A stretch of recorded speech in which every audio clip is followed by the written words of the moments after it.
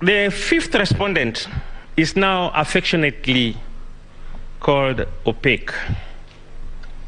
Affectionately.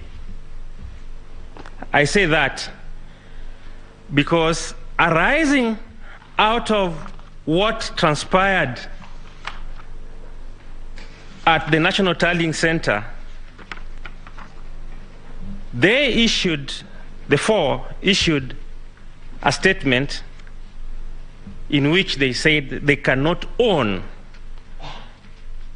the results that were going to be announced by the chairman, and therefore they were opaque. Your Ladyship and my lords, that term opaque is not coming from the ordinary.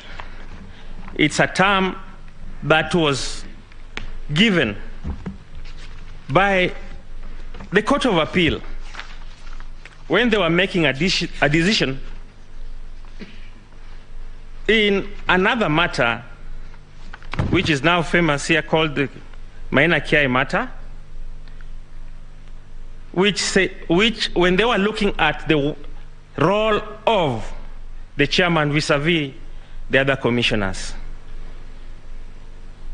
And the court did indicate that to suggest that one individual alone can tally and verify the votes for presidential election is to suggest otherwise, to introduce opaqueness and arbitrariness to the electoral process. Those were the words of that court. Members of the court, we might ask if the chairman, as indicated from the affidavits that we have had, that it was his responsibility alone to tally and verify the results, then the question is, what were the other commissioners supposed to be doing on that election day? Were they supposed to sit at home and watch the screens just like any other Kenyans? But then again, the chairman went ahead and allocated them duties. With respect to the fifth respondent was given the role of media. In that role, the fifth respondent was supposed to explain even to the media why what they were reading, the results they were reading, are not being projected on the screens. The results that they read were not projected from Friday 13th. And when that question was put to the chairman to refresh, the chairman said, no, I'm tallying from the back end.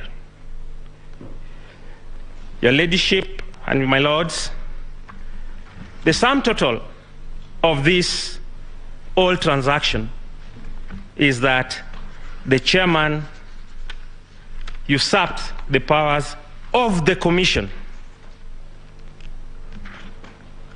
And it's our submission that after all is said and done, and after we get the reports of the verification,